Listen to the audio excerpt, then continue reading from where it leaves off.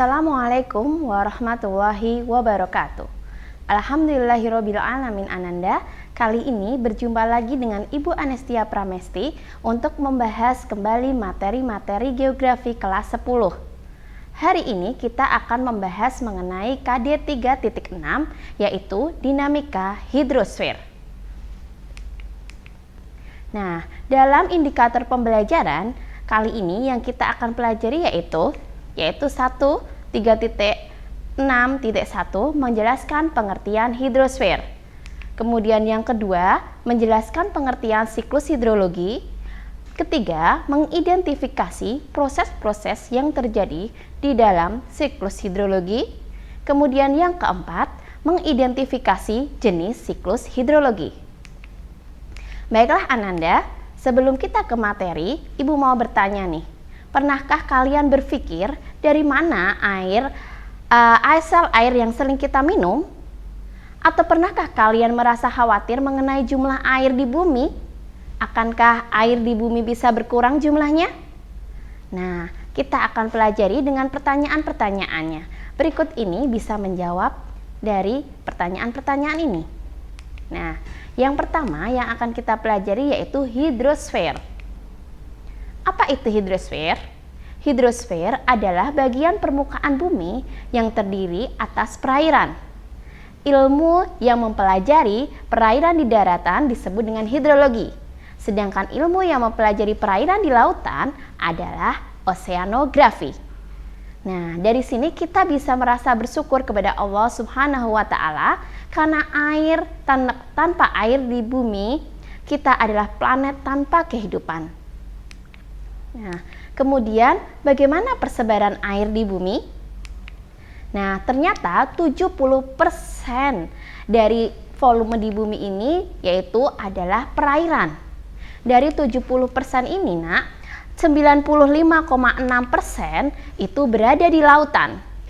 Sedangkan 1,7% itu berada di kutub dan di wilayah dengan salju abadi seperti di puncak Kartens Jaya Wijaya atau di puncak Himalaya yaitu Mount Everest ataupun di kutub selatan dan kutub utara. Kemudian 1,7% lagi itu berada di danau, sungai, dan di tanah. Kemudian 0,01% ini berada di atmosfer dengan bentuk uap air. Nah, jadi kalian sudah tahu kan, ternyata air ini jumlahnya banyak di bumi, namun terbagi-bagi menjadi beberapa bagian dengan tempat yang berbeda-beda. Oke, kita langsung saja ke yang materi kedua tentang siklus hidrologi. Apa itu siklus hidrologi? Yaitu serangkaian tahapan yang dilalui air dari atmosfer, ini dari atmosfer, kemudian kembali ke atmosfer lagi. Siklus itu artinya perputaran. Berarti dari atmosfer kembali ke atmosfer lagi.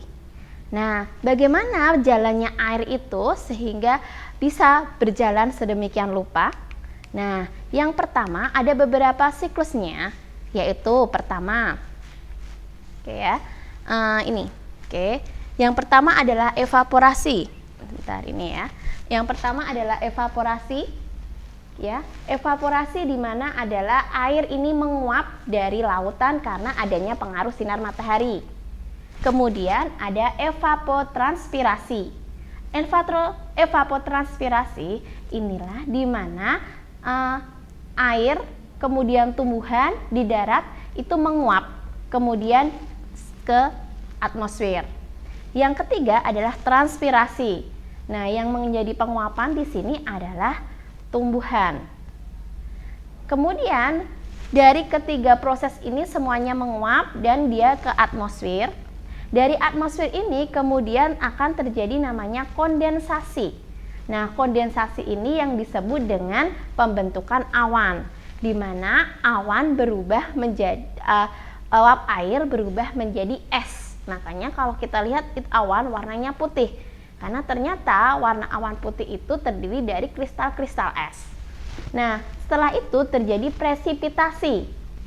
di mana air itu sudah jenuh ya di atmosfer sehingga turun menjadi hujan. Kemudian setelah itu air mengalir ke permukaan. Nah, diserap, namanya adalah infiltrasi ya. Infiltrasi. Setelah infiltrasi itu adalah proses penyerapan air oleh tanah. Setelah infiltrasi itu adalah runoff atau aliran permukaan. Nah, air-air ini kemudian mengalir lagi ke laut, kemudian terjadi lagi evaporasi dan seterusnya seperti itu ya nak. Oke, nah ini penjelasannya ya. Nih evaporasi, Bu Anis jelaskan lagi ya, adalah penguapan air laut oleh sinar matahari. Yang kedua adalah transpirasi, proses penguapan tumbuhan oleh matahari. Yang ketiga evapotranspirasi, yaitu gabungan antara evaporasi dan transpirasi. Kemudian yang keempat kondensasi, yaitu pembentukan awan di mana uap air berubah menjadi es di atmosfer. Kemudian yang ketiga itu adalah presipitasi, di mana air yang sudah jenuh di udara itu turun. Kemudian yang ketiga adalah infiltrasi, penyerapan air ke dalam tanah. Kemudian yang keempat perkolasi atau aliran air di bawah tanah. Dan yang terakhir adalah runoff atau aliran air permukaan. Nah, ini adalah proses-proses hidrologi, siklus hidrologi yang terjadi. Nah, jadi apa yang kita bisa katakan bahwa jumlah air di bumi itu tetap. Kita tidak perlu khawatir untuk kurang ini air. Tetapi yang perlu kita khawatir adalah bagaimana kita menjaga kualitas air. Ya, itu adalah PR kita. Kemudian yang ketiga, materi yang ketiga yaitu tentang jenis siklus hidrologi. Oke ya. Ada 3 jenis siklus hidrologi menurut proses terjadinya ya, yaitu siklus pendek, siklus sedang, dan siklus panjang. Nah, kita pelajari satu-satu. Yang pertama adalah siklus pendek.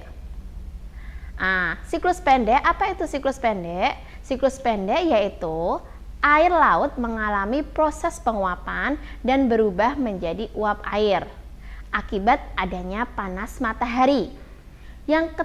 Kemudian uap air akan mengalami kondensasi dan membentuk awan. Awan terbentuk akan menjadi hujan di permukaan laut. Artinya apa di sini? Menguapnya di laut, hujannya di laut. Itulah siklus pendek. Ya. Jadi waktunya cukup sebentar. Yang ketiga adalah siklus sedang. Nah, siklus sedang, apa itu siklus sedang? Ini prosesnya lebih panjang lagi dari siklus pendek tadi ya. Yang pertama, air laut mengalami proses evaporasi dan berubah menjadi uap air akibat adanya panas matahari. Setelah itu, uap air mengalami adveksi karena angin sehingga bergerak menuju daratan. Angin di sini disebut dengan adveksi ya. Jadi dia membawa awan yang ada di atmosfer untuk ke daratan.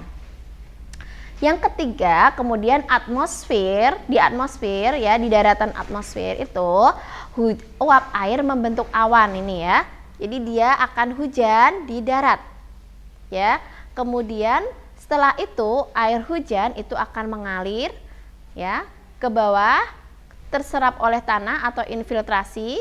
Kemudian juga akan ada aliran bawah tanah, aliran permukaan juga, kemudian kembali ke laut. Kalau sudah kembali ke laut, nanti akan menjadi penguapan lagi. Jadi, bedanya dengan siklus pendek tadi adalah kalau siklus pendek itu hujannya di laut, kalau siklus sedang hujannya di daratan. Nah, terus bagaimana dong Bu kalau siklus panjang? Apakah hujannya di mana itu? Darat, laut, atau keduanya? Oke, kita akan pelajari berikutnya. Nah, apa itu siklus panjang? Nah, siklus panjang seperti namanya ya nak, siklusnya itu panjang ya. Dari awalnya hujannya ternyata di gunung, bukan di laut ya, atau di darat, tapi di gunung, lebih jauh lagi di puncak gunung. Nah, prosesnya seperti ini. Air laut terkena pemanasan sinar matahari, menguapan dan menjadi uap air. Nah, kemudian uap air terkondensasi menjadi awan. Yang ketiga, awan mengalami proses adveksi dan kemudian bergerak ke daratan. Nah, ini awan kemudian bergerak itu ke daratan. Setelah awan bergerak ke daratan, awan akan mengalami presipitasi dan kemudian akan turun sebagai salju dan terakumulasi menjadi gletser. Ternyata bedanya di sini. Ya, kalau siklus panjang itu hujannya di puncak gunung dalam bentuk salju.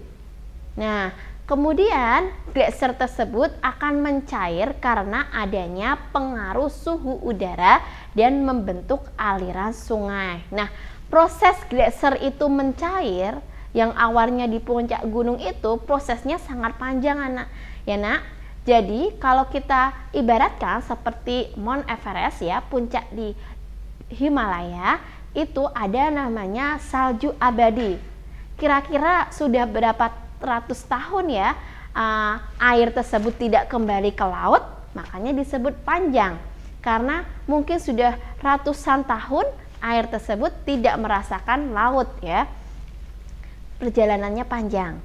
Kemudian setelah itu air lama-kelamaan tetap es itu akan mencair dan dia masuk ke sungai-sungai glasial atau sungai gletser.